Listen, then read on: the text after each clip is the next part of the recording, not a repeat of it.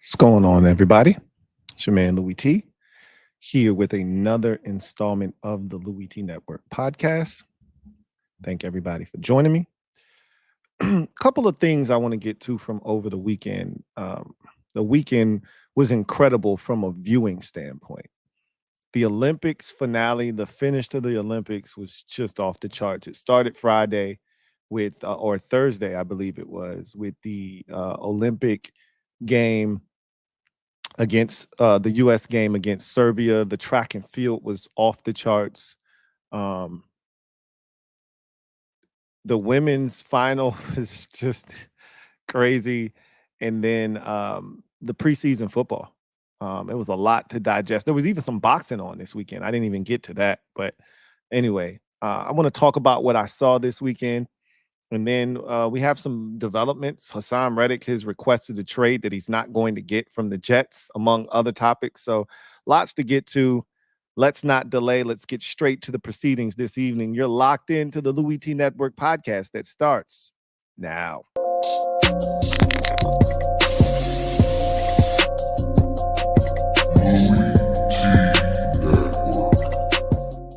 The Louie T Network is powered by MusicHead University. MusicHeads, classes in session.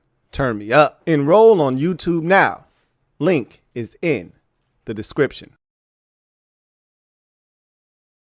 Who else could it be but me, your man, Louie T? Welcome to the 439th installment of the Louie T Network podcast. I, of course, am your set man, Louie T. Thank you for joining me. If you're a Commanders fan, I hope to see you much later on tonight, roughly 9 o'clock p.m.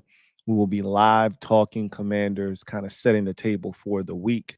So I look forward to chopping it up with you later on this evening. But for the rest of you who are here now, let's enjoy now. Let's enjoy the moment that we've created, right? Let's do it. So before we get to today's show in particular, I want to start by talking about the Olympics. Put a nice, pretty bow on the Olympics. So I thought it was well done by NBC and Peacock, who hosted the Olympics in terms of the coverage. France was a great host city. I enjoyed the ambiance. I enjoyed the setup. Everything looked good. I loved the energy that you felt in almost every single event. I was I was even watching cycling. I mean, I really got into the Olympics at one point, especially when we got down. I told you I'm super competitive. And we got down to the nitty gritty and we're down by 2 gold medals to China. And I'm like, yo, I need them. And the only 2 events left were cycling and the U.S. women's basketball. So I knew we were going to win U.S. women's basketball, or at least I thought we were going to win. And convincingly, I may add. And so I need this cycling. I need this gold. And she went and got it. And so I said, okay, we're tied at 40 then. And ultimately, the U.S. women did win gold, but it did not go the way that I thought. We'll talk about that here in a second. But the final total counts for the medals goes as follows. U.S. tied with China for the most gold medals among any other countries in the Olympic Games with 40. They had the most silver medals of any country with 44, 17 more than China. So China was the next closest with 27. So we dominated in the silver department. And then bronze, 42 bronze medals for the U.S., 13 more than Great Britain, who was in second with 29. So really across the board, the U.S. dominated 126 total medals. No other country had 100. So the U.S. was absolutely dominant in the Olympics. You love to see it. And there've been years where the U.S. they weren't on the top of the medal count, that they weren't at the top of the gold or any of that. So China's always hovering around the top. But I love to see us get back to business of saying we're the best in the country at everything, or in the world, excuse me, at everything. And, you know, I'm never more patriotic. I can't speak for anybody else out there. I'm never more patriotic than come Olympics time. Rarely are you going to hear me talk about the U.S. this or the U.S. that. But yet, you know, I'm watching beach volleyball and I'm like rooting like hell for the two women on the beach volleyball team, or I'm watching cycling and I'm like, "Get her, go, go, go!" And I'm watching track. I think I might have seen some of the greatest competition I've ever seen in my life. And this is not an overreaction. This is not me being a prisoner of the moment. The finish in the men's 400 gold final with Quincy Hall, I've never seen anything like that before. That come from behind victory, I've never seen anything like that in my life. That's what you call grit, determination, and a will that just won't quit. It was amazing to watch. And then the guy calling the race did such a great job of capturing the moment. It just added to the ambiance of that particular race and finish. It was incredible, right?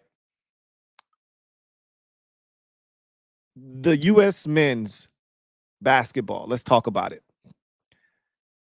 The final two games in the medal rounds, the semifinal versus Serbia, and then the finals versus France.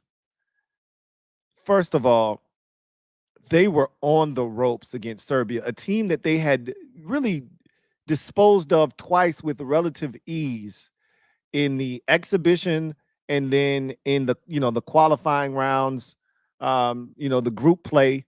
They had already destroyed Serbia twice. So in my mind's eye, I was like, okay, they're going to take care of business again.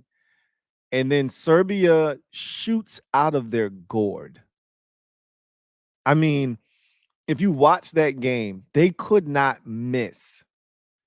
And it was a display that was just incredible to watch, because it got to a point where you expected their shots to go in. And then it's crazy because when they needed their shots to go in the most in the fourth quarter, they couldn't buy a bucket. And that's when the U.S. made their move. They were up 17 at one point in the second half with Serbia over the U.S. And systematically, they were able to break them down, get back into the game, and ultimately win. Steph Curry put on a show, 36 points, hit 9 3-pointers, and really saved the U.S. from embarrassment. Let's call it what it is. That Serbia came into that game at 3-2. They weren't supposed to even be in that game with the U.S., but they played the game of their life. I mean, what more can you say? When you watch that game, you go, I mean, they couldn't have done it any better, right? Like, that's the perfect formula. And I've always said, if the U.S. lose in the Olympics, the other team has to shoot the lights out. They did. And the crazy part was the U.S. was right there with them, step for step. They made 15 threes. The U.S. probably made 16 threes. They were right there. It's not like the U.S. didn't shoot well. God forbid they didn't shoot well in that game. They would have gotten blown out. They were already down 17, having shot it well.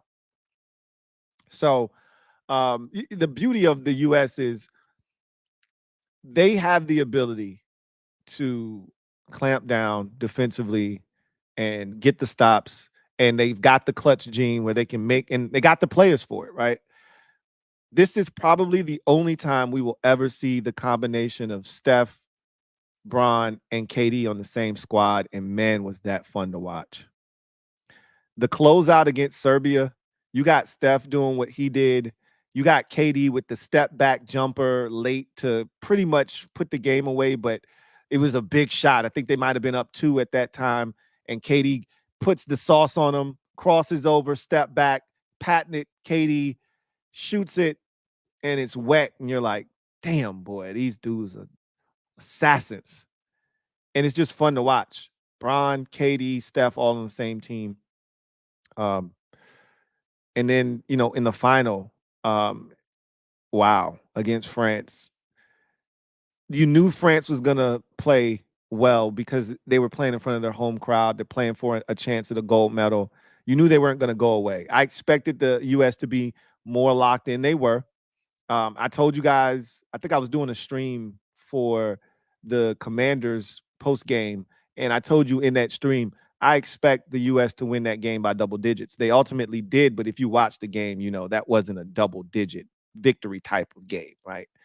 That was a close game throughout. They had gotten the lead down to one possession after Wemby's putback dunk, and you know you got to kind of rewire your brain sometimes when you're watching the Olympics with the FIBA rules, and you know you can touch the ball over the cylinder. You know, Wemby shoots the ball, it's still hovering over the cylinder, and he goes and he dunks it in, and you're like, that's goaltending. But you know, if you've watched enough of this Olympic basketball, then you know you can do that. But I just thought that was a phenomenal game. But what about the finish with Steph Curry?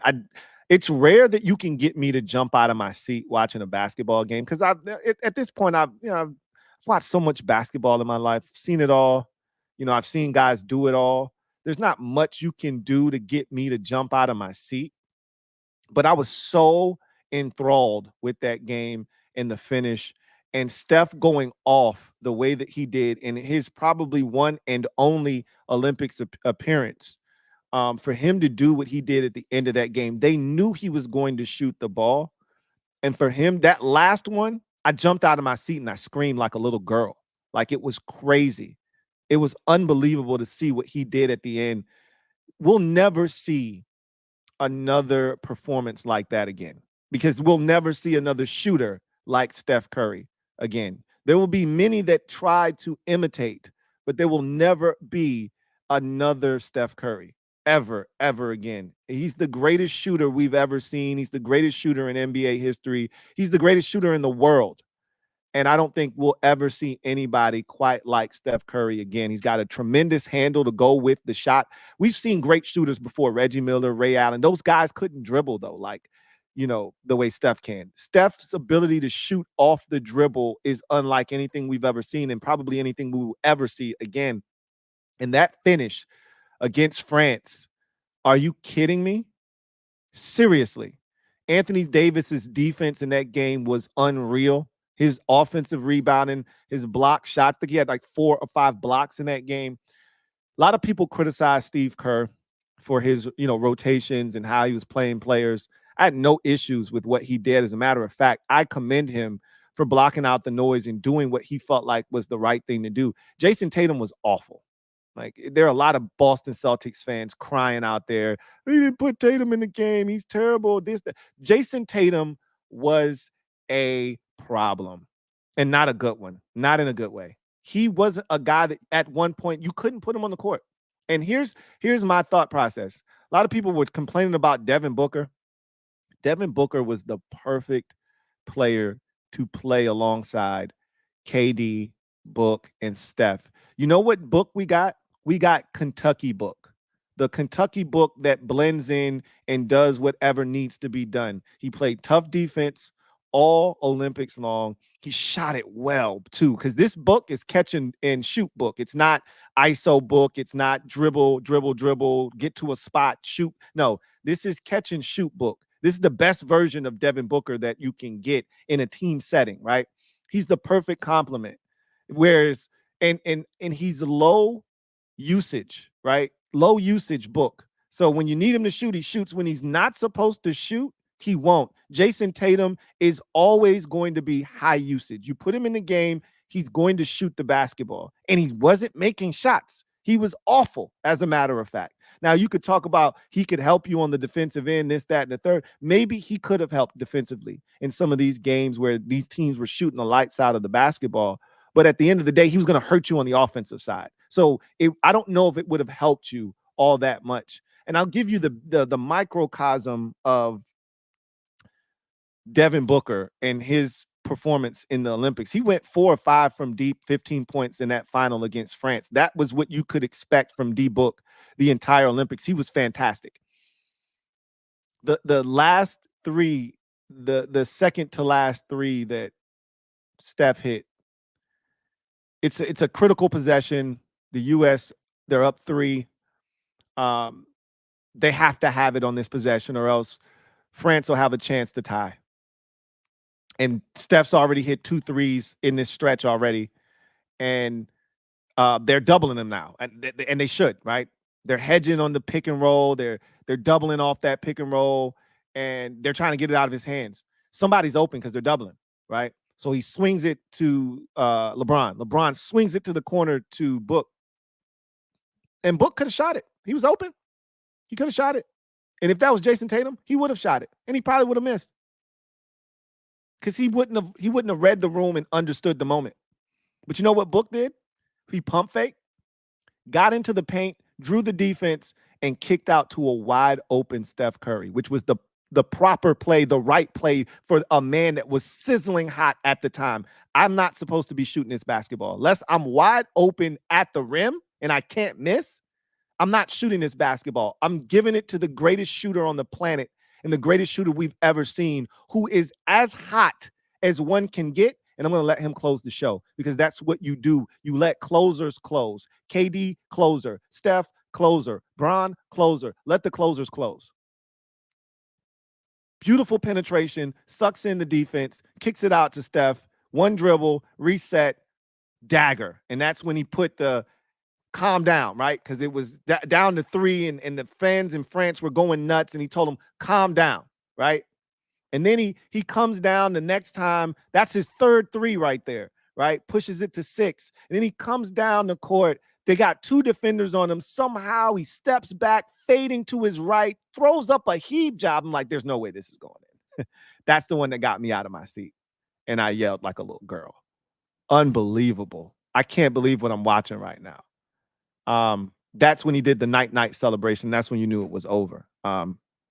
It was so much fun to watch this group. And there's a real discussion. Is this group better than the Redeem team from 2012 with Kobe, Wade, Carmelo, LeBron? I struggle with this because on one hand, I get it. That was prime Kobe, prime LeBron, prime Melo, prime Wade. Yeah, it's hard for me to argue about that. But then I look at this team, because while that team was really good, I look at this team and I say, I think I would still take this team, because even though that's prime LeBron beats this LeBron probably, even though he's wiser and all of that good stuff, but he's still prime LeBron. That team didn't have a Steph Curry on it, a shooter like this that can just get hot, white hot, and just take over a game. And while there was a Melo and a Wade and all of those guys, I think that this iteration, it would be close. I think this team has a shot. That team was really good too, though. It's a good discussion. It's a fun one to have. I'll just say this again. This team was battle tested. A lot of people made a lot about the South Sudan game and how close it was, the Germany game and how close that was. It built up the calluses that were necessary for them to get through the Serbia game and ultimately the France game as well. They needed those types of tests. Keep in mind, and this is the thing that I love when we have these discussions, keep in mind the field is closer than ever before to the U.S. There isn't that huge gap that once existed when the Dream Team was out here taking pictures with players of the opposition before they destroyed them by 50 points and then wanted autographs after they just got their brains bashed in. That's not the case anymore. These guys want to win. Did you see Bogey? Did you see Bodan Bogdanovic after the Serbians lost? Crying his eyeballs out. He wanted that game so bad. Every time he hit a three to the dome, looking at Melo running down the court, right? He wanted it bad. Did you see Wemby after the finals loss? He cried his eyeballs out, face red from crying. He wanted it bad. They don't expect to just show up and give it a great try, right? No. They expect to win. And I just look at the level of competition from 2012 to 92 to now. It's not even close. The level of competition is much greater now than it ever has been. And it's only going to continue to get stiffer and tougher. So kudos to the U.S. And then one thing, I don't want to spend a lot of time on this, but I'll say this real quick. The women's U.S. finals against France, they should have been ashamed of themselves. It was the worst basketball game I think I might have watched in my life. The amount of turnovers, sloppy play, the inability to rebound, especially in the first half. They couldn't buy a bucket. They were out of control. It was a shit show. It was awful to watch. I've watched a lot of good women's basketball this year. So much so that my brain has shifted the way that I view women's basketball now. Like, I'll sit down and watch a women's game and won't think twice about it. That reminded me of why I did not watch women's basketball before. That game literally in my brain set women's basketball back 2 or 3 years. It was so bad. The U.S. have been blowing all of these teams out, and they should have did the same thing to France, and instead they toyed around with them. You hear this saying all the time, don't play with your food. They literally played with their food, and it almost cost them. They almost choked.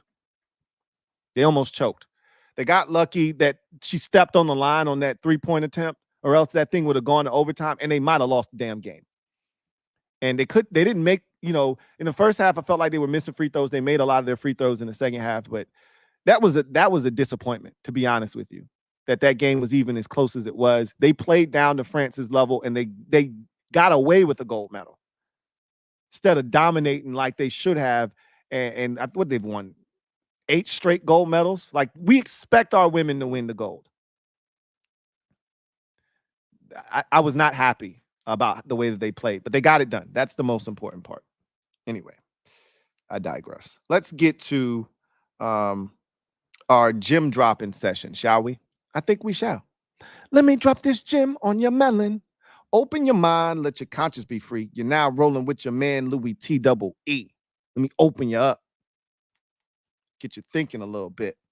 So I want to go through the preseason slate real quick. We're not going to spend a lot of time on this because I've done it throughout the weekend in various streams. So I don't really need to necessarily get in depth. I did that over the weekend, but I do want to go through most of these games and just give you 1 or 2 things that stuck out to me from these games. We'll omit the Thursday games and the Friday games as well, because we've already done that. And the weather conditions were so bad on the East Coast. Like, the Thursday games were tough to really, have anything to say about them because the weather was so brutal on the East Coast. And then we can talk about the Texans Steelers, though. I do want to talk about that game. And but we talked about Falcons and Dolphins already, and we talked about and Eagles Ravens. The weather was bad, and neither one of those teams put out any starters. So I don't give any time to teams who pretty much punt on the game. So I'm going to punt on that game as well. But Texans Steelers, let's start there on Friday, because CJ Stroud made his preseason debut for this season. He did not play in the Hall of Fame game, if you recall, and he threw a touchdown pass to Tank Dell on the second possession that he was in the game. And while the statistics look good for CJ Stroud, and he finished on a high note, 2 of 4, 41 yards, a touchdown to Tank Dell on a 34-yard hookup. He was getting roughed up. They were getting after him. They were making it tough on him until that touchdown pass. Once he connected on that touchdown pass, everything felt like it was right with the world with the Texans. They got him out of there immediately, expeditiously after that touchdown pass. But on the Steelers side of things, there's no Russell Wilson. He's dealing with a calf strain, so they weren't going to put him out there. They said that they're going to put him out there next week. So I'm looking forward to seeing what he looks like. But Justin Fields got to start. And, it wasn't all bad for Fields. I thought he stood in the pocket, did some good things, scrambled a little bit. He had 2 fumbled snaps, 2 fumbled center quarterback exchanges. You don't like to see that. They then changed centers after the second one. He had some hookups with, and they were quick passes. A lot of them were quick passes. He had some hookups with George Pickens. He had a nice throw. I think his best throw of the day was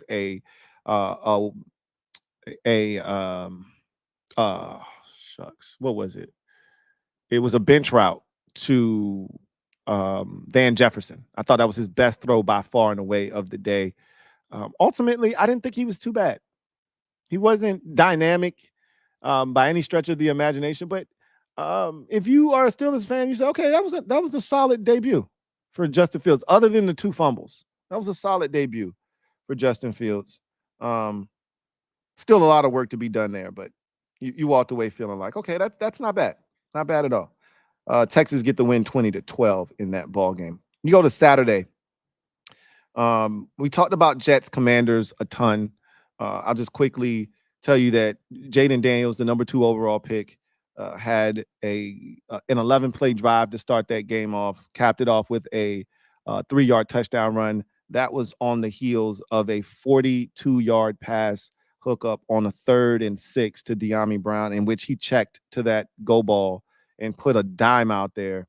So that was a good sign for the Commanders, seeing their young quarterback get out there for the first time and play the way that he did. The Jets didn't play any of their starters in that game. They get the win 20-17. Bears and Bills, we talked about this game extensively. Caleb Williams looked sharp, 4 of 7 in that game for Caleb Williams. Did some really good things in that football game.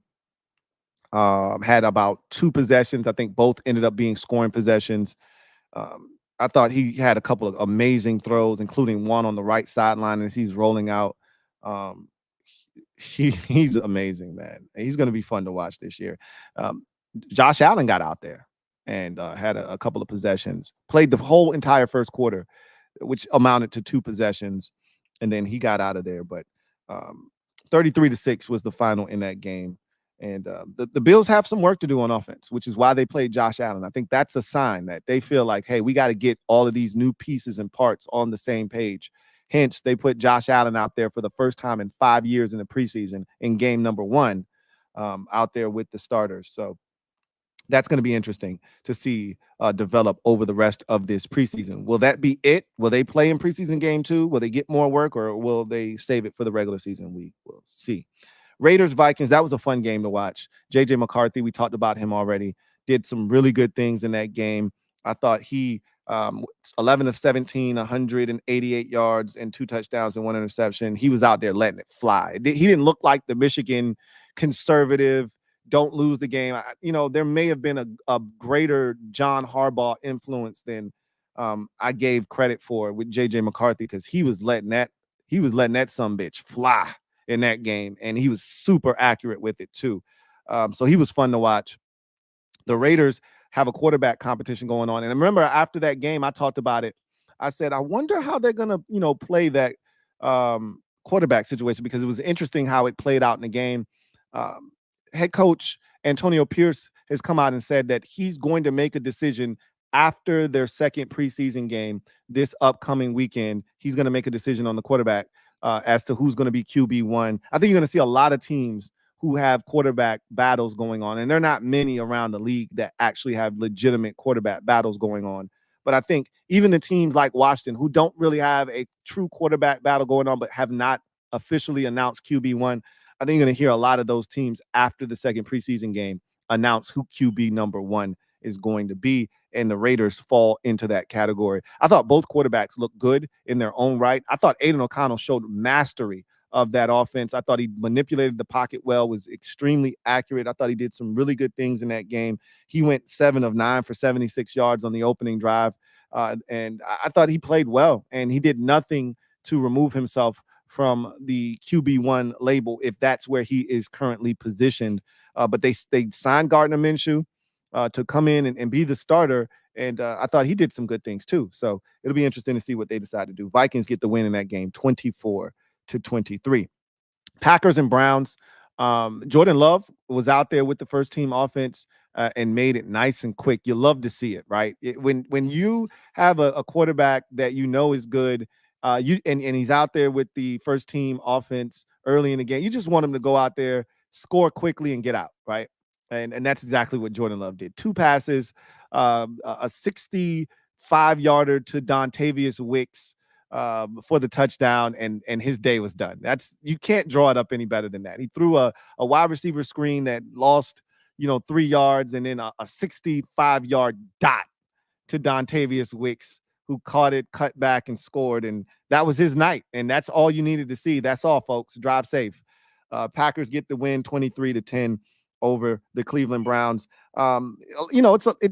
Preseason offers you a lot because a lot of times you don't even realize where guys are until you start watching preseason ball. Like, I'd forgotten Jameis Winston was in Cleveland. And so it was good to see Jameis out there. I'll give you a trivia question. Can anybody tell me where Mike Vrabel is right now? Where Mike Vrabel is? He's coaching. I don't know if you knew that. Mike Vrabel is on a staff as we speak. Can anybody tell me where? I'll keep going. Bucks and Bengals. The only reason to watch this game was because Joe Burrow was getting out there. And Joe Burrow went out, just like I said, you want to see your quarterback that you know is good, go out and stroke it and score and get out. One possession, in and out, and get out of there, right? And that's exactly what Burrow did. He got some help on I thought was a little bit of a sketchy pass interference call on a 3rd and 16 after a penalty pushed him back. But nonetheless, he got it to T. Higgins for a touchdown. Higgins looked really good. Jermaine Burton, you know how big I was on Jermaine Burton. He had a fantastic game. Did Jermaine Burton 3 catches, 72 yards or 74 yards or something like that in a touchdown. He's going to be really good. He's going to be the T. Higgins replacement. They got a lot of guys that can catch the football, Trenton Irwin and guys like that stepping up. And obviously we know Jamar Chase is there. And I didn't realize Mike Gesicki was in Cincinnati this year. So that's another weapon. It feels like every year Cincinnati adds a athletic tight end that they got from somewhere else that, didn't have the season that they should have had the year prior, but they're athletically gifted and at any moment can explode. They did it with Irv Smith last year. It didn't work out. And they've done it with previous tight ends, years prior. I think they may have something with how did I forget his name that quick?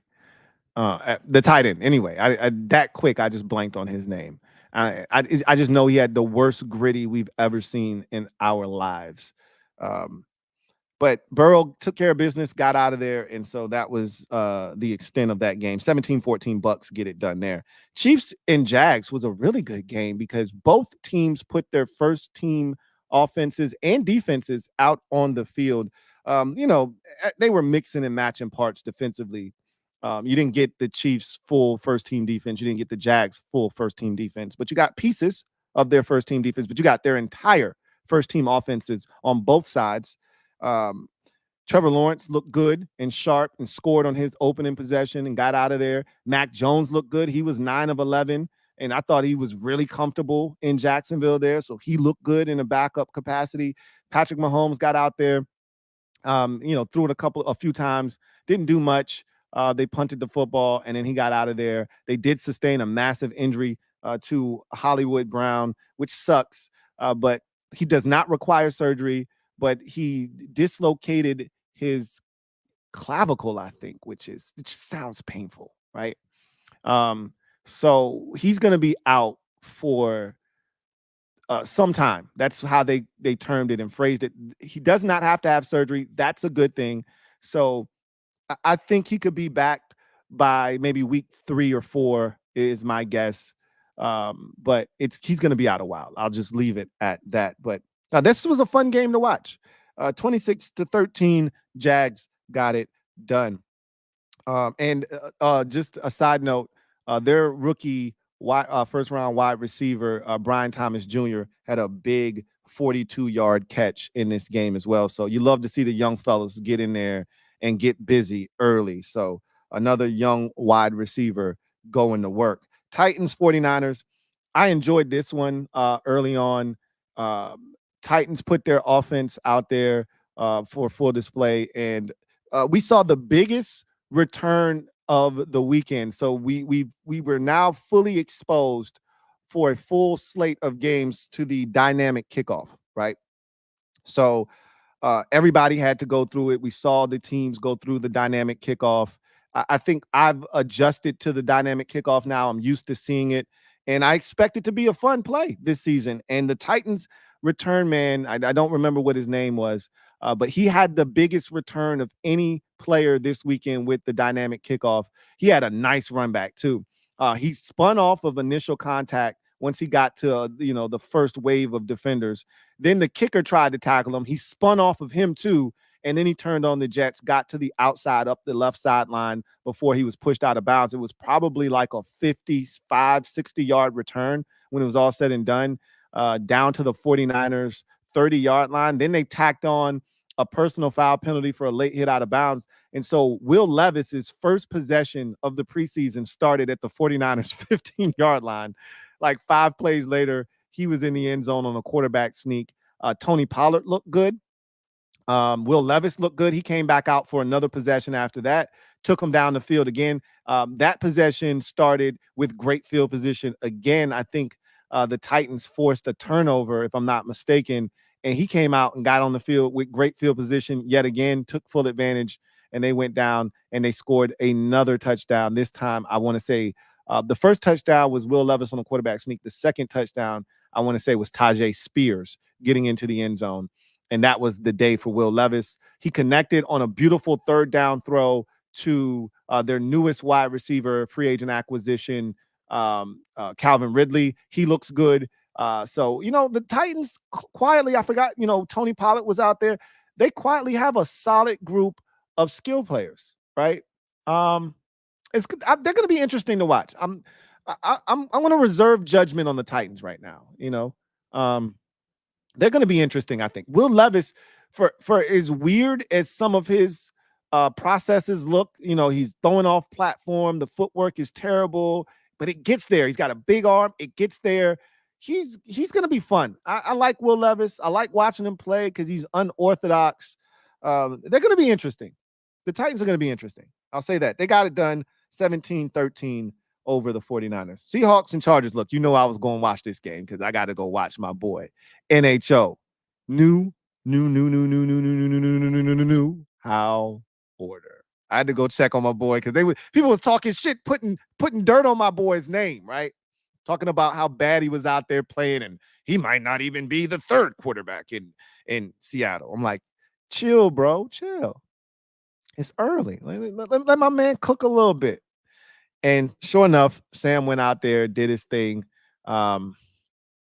16 of 27 for like 140 yards and a touchdown. A lot of it was underneath, right? Getting it out of his hands. He did have a nice little strike down the field for about, call it 30 yards on one pass on a play action fake. He looked good. He looked confident. He looked comfortable. Boy, is he a sack magnet, though. He got sacked 3 times in the game. And then there were another 2 plays he easily could have been sacked on. He spun out of one, and he was able to just elude the guy before he threw it away on another one. So he is like a magnet for sacks, man. I just don't know. And it's not like he held on to it too long like he did in Washington. They just came after him. Like, the Chargers are going to be aggressive defensively with Jesse Minter as their defensive coordinator. They were lining up. They at one point they had like 7 guys mugging the line of scrimmage, and you don't know who's coming, who's dropping.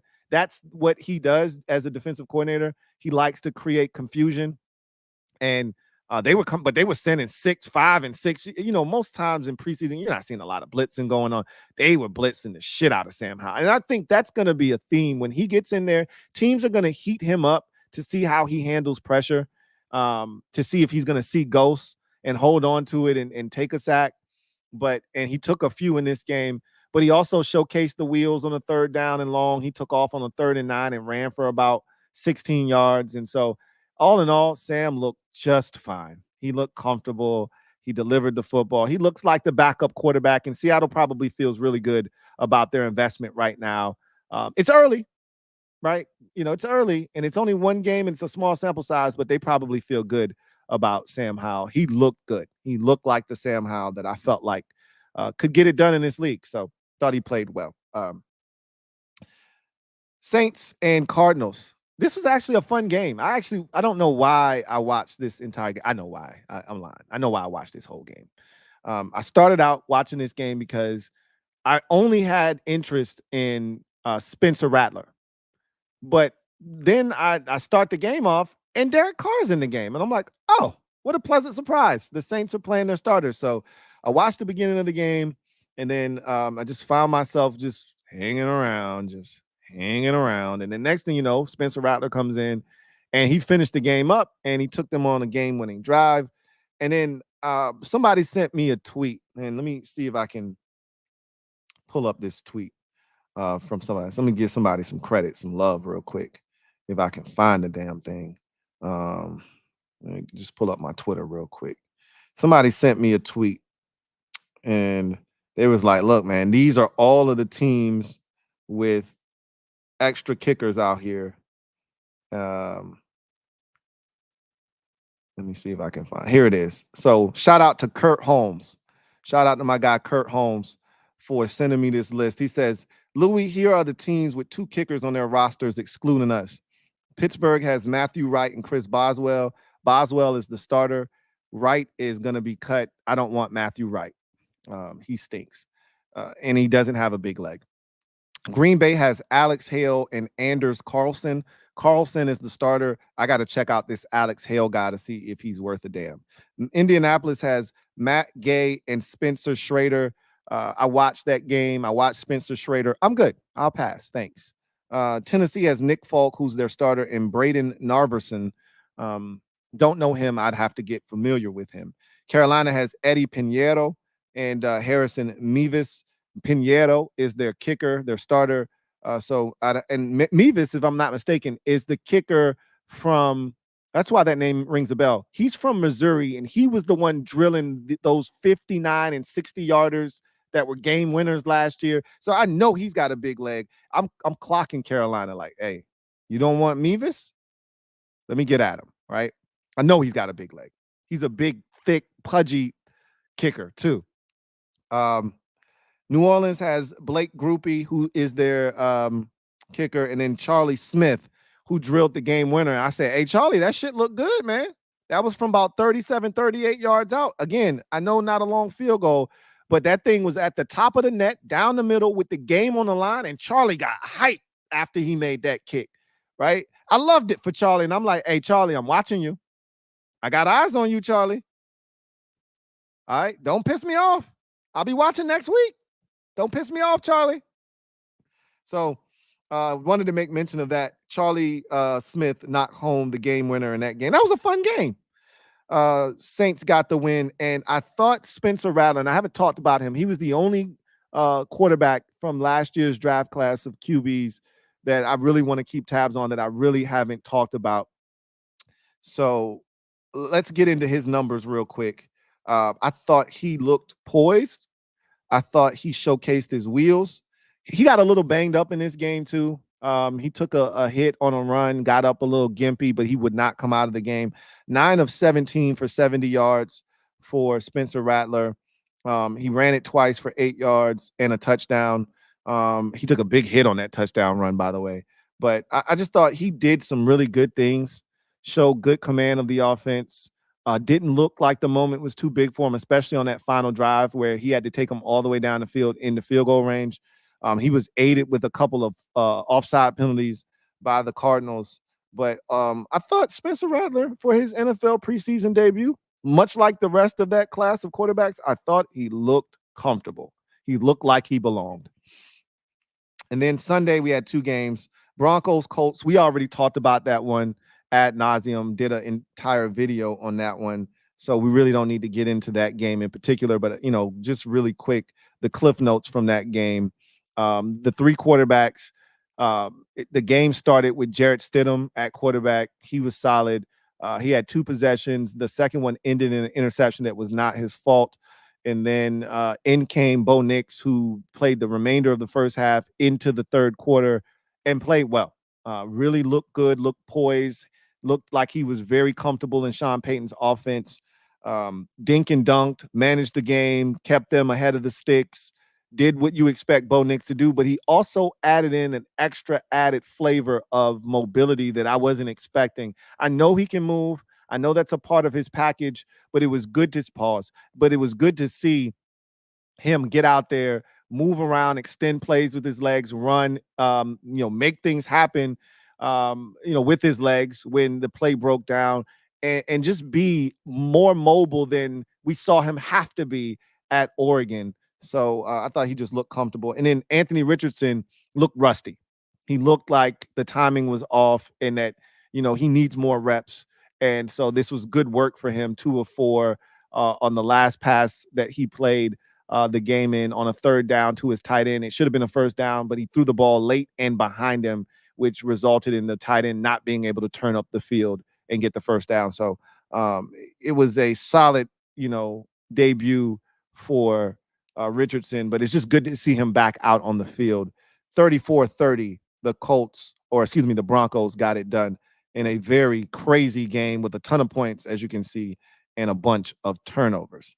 And then Cowboys, Rams, speaking of a bunch of turnovers, you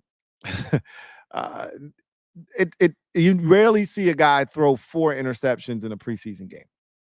Hell, in a regular season game, but especially usually you don't play enough in a preseason game to throw 4 interceptions.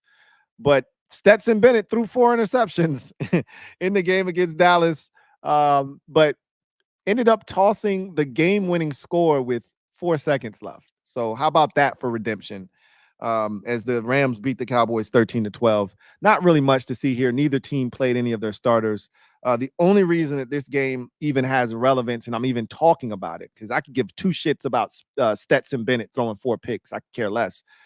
Trey Lance played in this game, and that's why I found myself going to check him out. He's intriguing to me, and so I wanted to check him out. He played a lot. 25 of 41 for 188 yards. He got sacked 3 times, 6 rushes, 44 yards. He looked better as a runner than he did a thrower in this game. He's got a long way to go as a passer. You can tell he's a little bit antsy back there. Everything was short for him for the most part. He didn't really drive the ball down the field all that much. They got into a 4th and goal situation that they decided to go for it, and they turned Trey Lance loose and let him throw it, and it wasn't even close to the receiver. So I think he's got a long way to go as a passer, but this is much needed experience for him. He needs reps. He needs to play in a game-like setting like this. And so I think they did right by just letting him play, essentially the whole game after Cooper Rush had 1 possession. They threw Trey Lance out there and they just let him rip. And I think they're going to do that the entire preseason. I don't think we'll see Dak Prescott at all. He's already dealing with an injury as is. So I don't think we'll see him in any capacity. So I think the preseason is Trey Lance's essentially for him to go out and show what he can do. But you be a damn fool to think that Dallas is going to be in safe hands if Dak Prescott isn't back next year.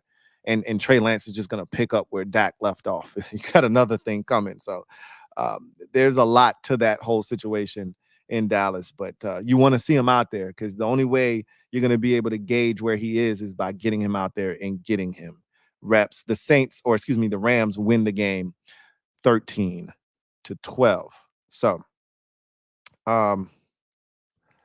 that was the preseason week 1 tilt. Looking forward to preseason week number 2, and we'll talk more about that on tomorrow's episode of the podcast. Let's get to social media maneuvers.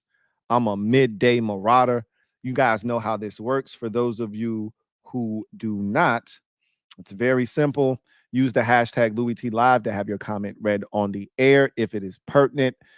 If you want to jump to the front of the line and ensure that your comment is read, use the super chat function. That will guarantee we will react to your comment. So we've talked about the preseason. We've talked about a number of players that saw the field in action. So the floor is now yours. Start lining up your comments. We'll take as many comments as we can that time will permit. So I'll jump straight into the comment section, and we start with Barrett Downing. Thank you for the super chat. Greatly appreciate you. Thank you for being a member of the MOBB. My guy BD writes, women's game was sloppy to watch. Reminds me of freshman basketball. It was so bad, and I got so mad I turned it off at the end of the first half. And I didn't turn it back on until late in the game. Literally, I was on the phone with my buddy, and he was giving me updates because I got so frustrated. It made me so mad They were playing so poorly. And it was so nonchalant. Like, do you understand you're playing for a gold medal right now? They were playing like it was an exhibition or something. I mean, the carelessness at which they were throwing passes, entry passes, 6 feet over Brittany Griner. You know how tall Brittany Griner is. It's hard to throw an entry pass to her 6 feet over her head, but they were doing that, right? Poor transition defense, poor transition offense.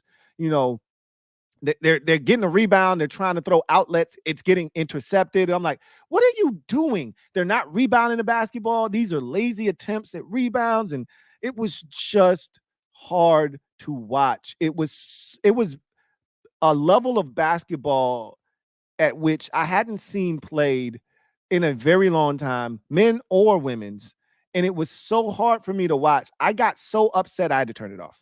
I literally turned that game off before turning it back on late in the second half. It was too much for me to consume. I just, like, what am I watching right now? Are you guys serious or what? Because that wasn't the level of ball that I had watched leading up to that gold medal game. So really disappointing. They should be counting their stars, their lucky stars that they won that game. They should have lost that game, to be honest with you. Christopher McLaughlin, thank you for the super chat. Greatly appreciate you. Thank you for being a member of the MOBB. My guy, Chris, thank you so much for your support as always. Thank you for your generosity. Can't thank you enough for holding the kid down. My guy, Chris, writes, hey, Lou, hope all is well with you and the family. Likewise, Chris, as always, likewise. Hope you and the fam are doing extraordinarily well. He says, 2 questions. Do you think that Jordan Chiles will have her bronze medal reinstated after the appeal, and why?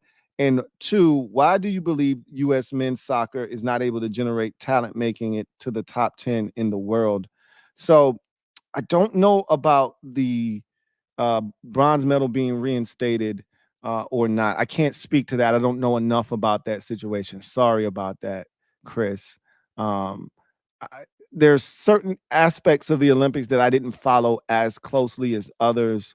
I followed the boxing thing a little bit. She ended up winning gold.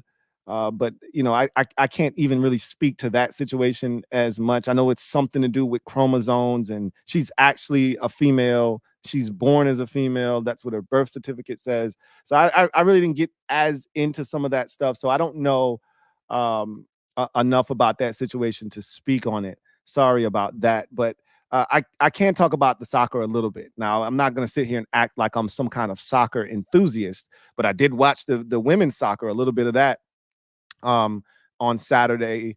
And I can tell you that the women's soccer is just a better product than the men's soccer. So here's my thought process. And I know you asked about men, but I'm going to tell you the women's soccer, they're more cohesive. They're more of a unit, and there's a greater expectation there. Those women are locked in, and they expect to win. And they went out and they got it done, and that was fun to see. The goalie, she was phenomenal, right? That stop at the end of that game in the bonus time, are you kidding me?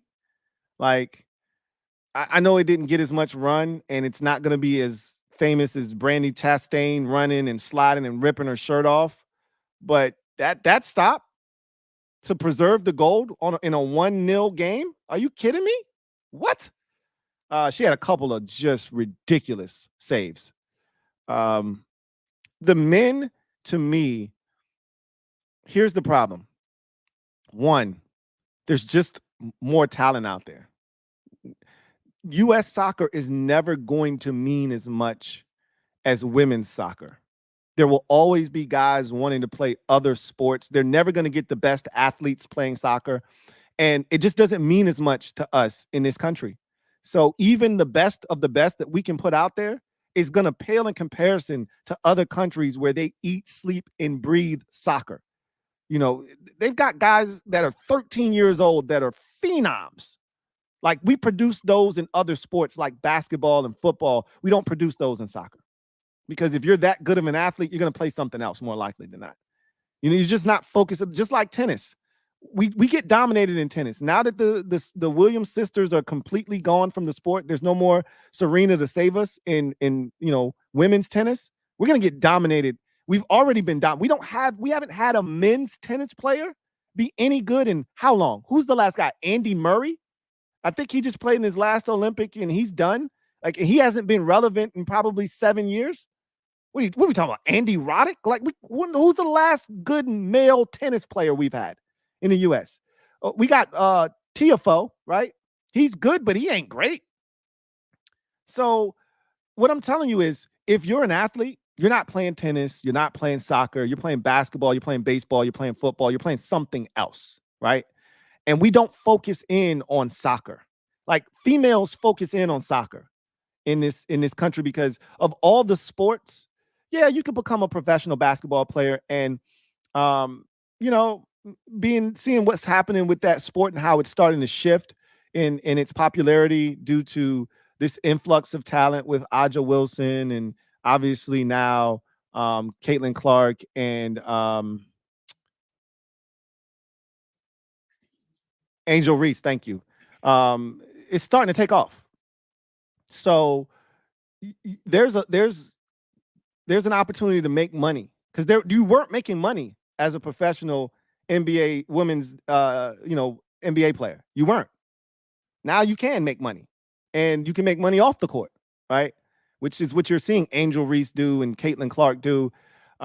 With soccer, there was money to be made there, right? If you're a U.S. soccer player, the team is women's soccer player, that is, and the team's good, there's money to be made, right? We've talked about the discrepancy in the women's pay versus the men's pay in soccer, and there needs to be something done about that, because our women's soccer is just much better than the male soccer. And I just think there's never going to be the quality of athlete and the level of skill that you see in Spain and Brazil, where they eat, sleep, and like soccer is the holy grail for them. They wake up in the morning till they go to sleep at night and they're kicking a soccer ball. You know, they're born and they get out there and they're barefooted and they're kicking a soccer ball when they're 3 years old. We're not doing that in the US. If you can run around and play soccer at 7 years old in the US, you can run around and play baseball, basketball, or football. Soccer is a nice side sport to have your kid play, but it ain't the main sport. That's why I don't ever see men's soccer really elevating to the level that it needs to be on a world stage. They're just not going to be good enough. They're not going to be able to beat the Englands and the Spains and the Brazils of the world. They're just too good. They're just too good. And we're not good enough. That's the way I see that. Let's see. Thank you for that super chat, Christopher McLaughlin. Let's get to the comment section and see what you guys are talking about. HTTR Carson says, I had no idea Laquan Treadwell was still in the league. Apparently he's on the Colts. If you watched the game, you would have saw him. He was out there. He would have had a touchdown pass if the Colts quarterback that was in at that time, I want to say it was Sam Ellinger, didn't overthrow him by 20 feet. He was wide open, back of the end zone. It would have been a touchdown. And that's what I said. It's so easy to lose track of where guys are. And the preseason really helps you to figure out. And he may ultimately not make that team, by the way. So you might lose track of him again. But it's just good to know where guys, oh, man, you're hanging in there. Like, it was good to see Kelvin Harmon, right, on the Dallas Cowboys roster. He had a catch. It's good to see Kelvin out there, right? It's just good to see where guys are, because it's easy to lose track of where some of these dudes are. John Wynn says, I told you Sam Howell is doing good in Seattle when he plays versus the Chargers the other day. He was throwing long bombs very deep. We got our first win with Howell. I wouldn't go as far as to say he was throwing long balls and bombs and all of that stuff. A lot of his passes, most of them were short. A lot of speed cuts. A lot of him, getting it to the receivers underneath, to the running back underneath in the flats, things of that nature. But he was very efficient, with the way he played. And I think there were maybe 2 misses where you go, come on, Sam, like, you got to make that throw. It's a bad throw. But outside of that, I thought he was really good. I thought he played really well. You asked, can you tell me the reason again why Sam Howell was bad last time? He held on to the ball too long. He was put in a really bad situation, first and foremost. The play calling was some of the worst play calling I've ever seen in my life. And I've seen some bad play calling in my years as a fan, but that was the worst. The disparity between run and pass was ridiculous. The route combinations, we're asking quarterback who's been sacked 60 times to hold on to the ball to allow routes to develop 15 to 18 yards down the field. Are you kidding me? Behind a porous offensive line. It just was a bad combination of things last year. But Sam got in his own head last year at the end of the season. You throw 21 interceptions, that's on you, right? The sacks, we can justify those. The 21 interceptions, that's on the quarterback.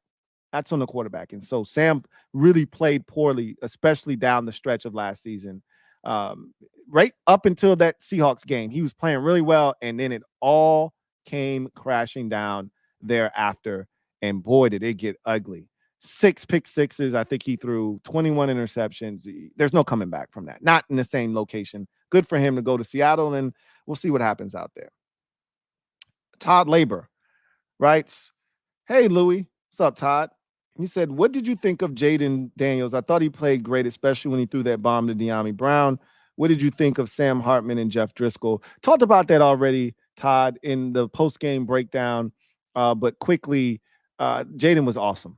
I saw what I needed to see. Get him in, get him out, right? And he did a really good job with the snaps that he had. He had 11 offensive snaps, threw the ball 3 times, got the jitters out on the first miss on the screen, and then obviously the checked deep ball to De'Ami was a thing of beauty.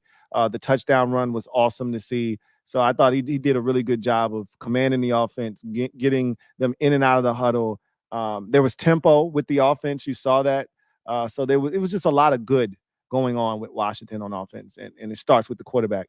Sam Hartman and Jeff Driscoll. I thought Jeff Driscoll actually looked really good to the point where I'm like, you sure he's not better than Marcus Mariota? Like, I'm asking that question, and I'm not being facetious here. I'm not trying to be funny. Like, you sure he's not better than Marcus Mariota? I mean, I know what Mariota provides, and he's making this team as Marcus Mariota. That's not even a competition there, but I'm just asking the question, right? I've always been a Jeff Driscoll fan, and I thought he played really, really well. And then Hartman came in and did some really good things too, and moved the offense, showed his wheels, and both quarterbacks, Jeff Driscoll and Hartman, both showed their wheels. And I thought, Sam Hartman did some really good things, but he got injured, right? He injured his right shoulder, and so I think that's going to be a little while before we see Sam Hartman back out on the field. Todd Labor, and we'll get to about maybe four or five more of these comments before we move on to our final segment of the show. Todd writes, if Emmanuel Forbes has another bad game against Tyreek in Miami, do you think they should cut him or he be placed on the practice squad? No, I don't. And they're not going to do that because, first of all, you're not cutting him and getting him back on the practice squad. He was a first-round pick last year. You don't cut a first-round pick and expect them to clear waivers and end up on your practice squad. Just because he failed here, don't think there's not one of the other 31 teams around the league that won't say, oh, you discarded a former first-round pick? Well, we'll take a look at him and kick the tires and see what he's got. He probably will have another poor showing against. It's Tyreek Hill. It's Jalen Waddle. Like, what are we talking about? I expect him to struggle, just like I expect the rest of the secondary to probably struggle against those guys.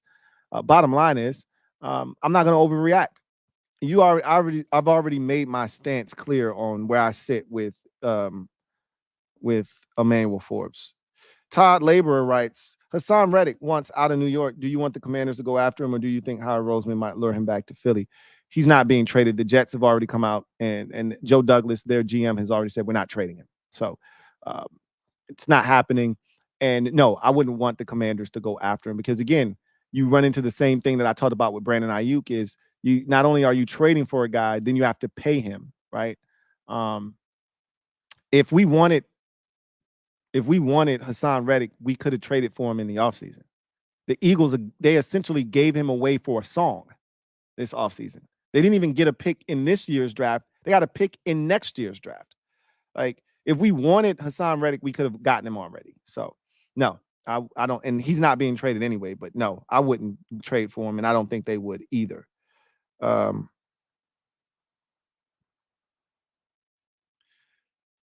NES Tecmo writes, Benny had that shockiest moment, talking about Ben Sinnott having a Jeremy Shockey type moment. JD's long ball accuracy, love his accuracy. He's right. So he says, not getting too excited, but we all deserve to be happy. That we do. That we do. I am not mad at that. Miss P writes, thoughts on Noah Lyles. I think he talks too much. I think he's full of himself. I think he thinks he's better than what he is. He barely won. Now, he's good. Don't get me wrong. And I'll never root against somebody that is an American running against other countries. But boy, he makes it very tough. He's a guy that you could easily see yourself rooting against, right? Like, I don't have a problem with him having an opinion. He feels like it's hard to call yourself a world champion when you're not playing against the best in the world. Okay, I get that. Now these guys are world champions. What do you have to say now? They won an Olympic gold medal. And they do that all the time, which is why we feel like we can call whoever wins the NBA championship world champions, because our Olympic team goes to the Olympics every 4 years and comes back home with the gold. So what we're essentially telling you is we feel like our players are the best in the world because we go out and prove it every 4 years. So we don't need you giving us static about who's a world champion and who's not. The thing that pissed me off was, I don't know if he said this or not, and I think he cleared the air on that, and I didn't bother to read it, but apparently he was offended.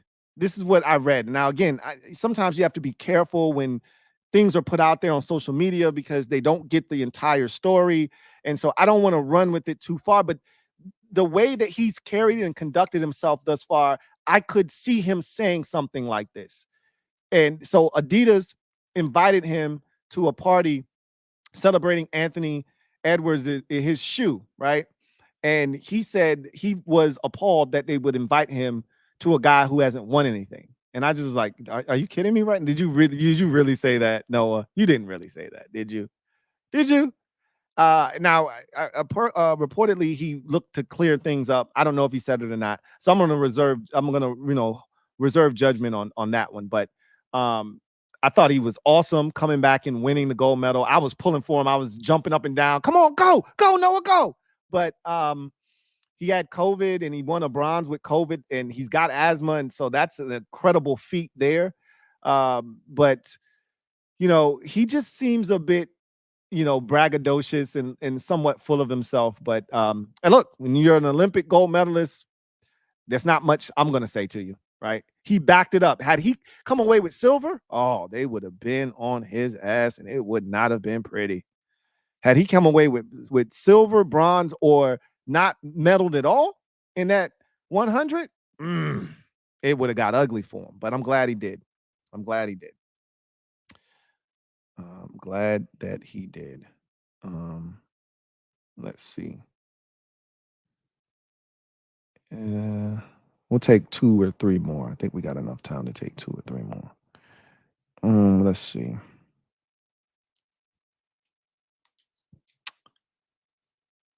Do we have any more to take?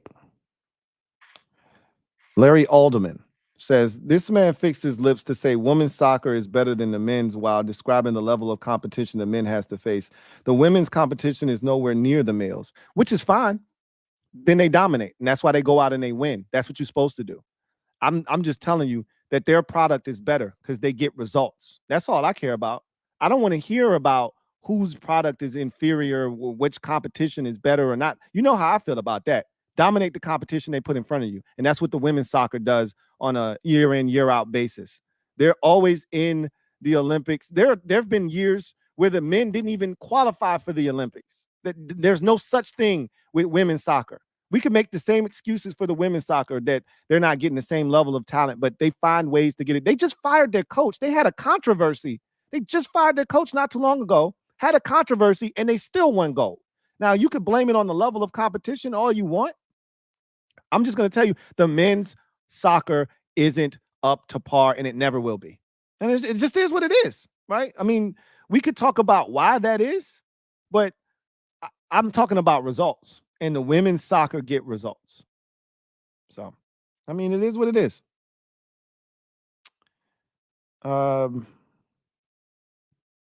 E writes, Do you think Kingsbury is a little upset Jaden checked to the go routes because Kingsbury didn't want that shown? No, I mean they're go routes. Like it's not like he had him out there running, one of our elaborate plays, with a concept where you're showing case. Literally, guys ran in a straight line. You do that all the time. He literally beat a corner 1-on-1. No, they weren't upset with him because they showcased anything. I think they were a little bit like, wait a minute, who told you to do that? Because understand that you had 2 backup tackles in the game.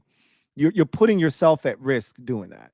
He had to step up in the pocket on that play. If you go back and watch that play, there's pressure off his right side from Chris Paul, right? He's getting bowled back into his lap, and he has to step up slightly to his, left, reset, and throw that football. Like, they didn't want him. They called a screen there. They didn't want him to be in a position where he was at risk, right? And so that's why they called 2 screens. The first screen he threw over the head of Austin Eckler, and the second screen that they called, he checked. And then they called another screen, a slot screen to Terry McLaurin. It was 3 screens literally that he was going to throw had he not checked to that goal ball. They weren't trying to put him at risk behind that offensive line.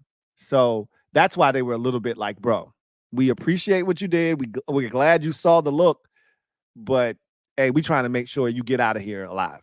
Okay, so just make sure you keep that in the back of your mind. So, anyway, Assam Moore says Matthew Judon is a name that I wouldn't mind here. Teams have been inquiring for him. I don't think the Patriots are going to trade him. They already don't have enough talent as is. And I saw Matthew Judon on the sideline during the preseason game, and he was encouraging players, and everything was all good, right? It didn't look like the scene we saw when he got thrown out of practice and this, that, and the third. He looked like he was being a team player. So it's not like the Ayuk situation where you're not going to see Brandon Ayuk on the sideline of a preseason game hyping up his fellow mates in the receiver room. No, Ayuk is not going to be there because he wants his deal. Judon's on that sideline, and he's being a team player. So I don't think he's going to get traded, but Judon is a really good football player, and I don't know if they would look to add a guy his age. He's getting up there. Same thing with Hassan Reddick. I don't know if they would look to add a guy that is at that age that wants to get paid. That's why the Jets aren't paying Hassan Reddick. That's why the Patriots are a little hesitant to pay Matthew Judon, because you might get 1, maybe 2 more good years out of those guys, and then they might fall off of a cliff, and here you are signing them to a 3 or 4 year extension with a lot of money, right? So you just got to be careful with that. At some point, like Von Miller, the Bills may never get their return on investment on Von Miller. They spent a lot of money on Von, and they just may never get it back, because at some point that pass rusher is going to fall off a cliff. You just don't want to get caught holding the bag when it happens, right? So anyway, I digress. So let's get to our final segment of the show and garbage time. So I just wanted to talk about the preseason and week 1 and how different it was from a season ago, or the last 3 or 4 years we've seen in the preseason week 1. Now, when I read off this list of teams, it's going to seem like, well, half the league still didn't play their starters, but it was really interesting to see how many teams. Normally, we can count on one hand how many teams played their starters in the first week of the preseason. Normally, it's a handful, 5 or 6 teams that, had the balls to throw their first team offense out there. And normally it's 2 rookie quarterbacks that went out there with the first team offense, and then 2 teams that might have signed a quarterback and they have quarterback competitions. And then it might be another team that might just say, to hell with it, we're going to throw our guys out there. And then one more team that says, hey, we want to get a look at some of these guys. But we had over half the league put their starters out there, which is amazing. And veterans too.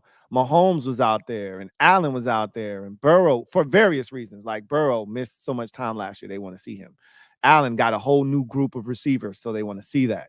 Mahomes, this is what Andy Reid does. He always throws Mahomes out there either in the first or second preseason game. So that wasn't surprising. Jacksonville threw Trevor Lawrence out there. They could have easily said, no, just second preseason game and that's it. But they threw him out there, right? And you go down the list of teams who decided to throw their guys out there. The Packers could have said, nah, we don't need to put Jordan Love out there week 1. We'll put him out there week 2 and let him have at it. Nope, they threw him out there week 1 and he took care of business, right? CJ Stroud, another guy. They could have said, nah, we'll throw him out there week 2 of the preseason. Nope, they put him out there in week 1 of the preseason and he looked good. And so I could go down the list, but here are the teams that didn't play their starters. And I don't want to make too much of some of the teams. Like if you played on the East Coast on Thursday or Friday, I'm going to cut you some slack. Now, there's some teams that they don't give a shit. They're just not going to play their starters in the preseason.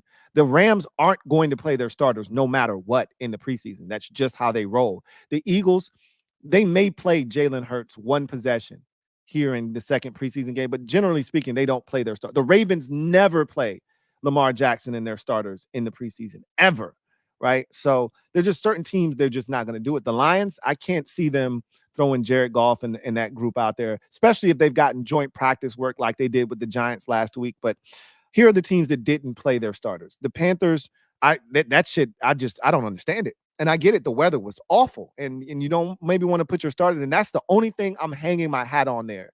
Because otherwise, you suck ass. You should be trying to take advantage of as many opportunities to play your starters as humanly possible. So I still don't understand why they didn't put some guys out there. But it was nasty, though. That's the thing that I'm going to cut them slack on. Lions, Giants in that game, neither team played their starters. They had a lot of work in joint practices that week. Dolphins didn't play their starters. Eagles didn't play theirs. Ravens didn't play theirs. Jets didn't play theirs. The Browns didn't play theirs. I think Deshaun Watson just got cleared. So, but they already came out and said he's not playing against the Vikings in the preseason in week 2. So we'll see how that looks. Bucks didn't play their starters. Niners, you didn't expect to see them play theirs. Seahawks, they're another team that really doesn't play their starters in the preseason, but that was with Pete Carroll. Now with a new coach, I think you're going to see some of the starters. They had some guys out there like Jackson Smith and Jigba was out there with Sam Howell early. They had some of these starting offensive linemen out there with Sam early. I think when Geno Smith is healthy, they probably will throw him out there. Chargers never play their starters in the preseason, but Justin Herbert is injured, so that's something to take into consideration. But I don't know if he's going to play his starters either. Anyway, that was a hard one to watch. Boy, the Chargers, of all the teams offensively this weekend, the Chargers, I would say, were by far and away the worst offensive team I saw all week 1 of the preseason, and it wasn't really close. They were so bad on offense. It was tough to watch. Turnovers, 3 and outs. Easton Stick looked like Easton ass is what he looked like. Cardinals didn't play Kyler, and the Cowboys and the Rams didn't play their starters. So that's 15 teams out of the 32. So more than half of the league played their starters in week 1. That is a far cry from the last 3 years where you were probably getting 5 or 6 teams. So that was really fascinating to me. I say all of this to set up this. I wonder what it's going to look like in week 2 of the preseason. My guess is we'll see less teams put their starters out there. I will be amazed if Jacksonville says, hey, let's run it back and throw Trevor Lawrence out there again. I'll be amazed if the Chiefs say, let's put Mahomes out there again. The Bills may do it because they need more reps for Josh Allen. So I expect them to do it. But I'd be amazed if Burrow sees the field again in week 2 of the preseason. You see where I'm going with this? So it's going to be interesting to see what some of these teams do with the second game. And you know what, too, is going to be interesting? What teams do with the third preseason game. Normally, we're good, right? But the second game is more like the rehearsal now. Nobody really wants to put their players out there in that third preseason game and have something happen to them. But I saw teams last year put their starters out there in that third preseason game, too. So I'm fascinated with how teams treat the preseason. I have these conversations with you guys every year about this stuff, but this year was really fun in week 1. We'll see how teams treat week 2 of the preseason. So that's going to do it for me, your man Louie T, here on the 439th installment of the Louie T Network podcast. I thank you guys for joining me. If you're a Commanders fan, I look forward to joining you later on tonight. We'll talk about practice today, what was said after practice, what was said before practice. We'll take a quick gander back at the Jets preseason game and then start to look forward to what's going down coming down the pipeline this week and talk about a few topics that I have for you guys specifically tonight. So looking forward to chopping it up with you. Hopefully you will be able to join me for that. If you're a fan of the Louie T Network podcast, we will be back tomorrow night. Episode 2 of Hard Knocks Training Camp with the Chicago Bears is on tomorrow night. We will be on live directly thereafter to break that down, among other topics, and preview preseason week number 2. So that will be a great episode tomorrow night. Hopefully you will be able to join me for that. Until then, I'm your man, Louie T, signing off. You guys have a good one. Take care. God bless. Good night.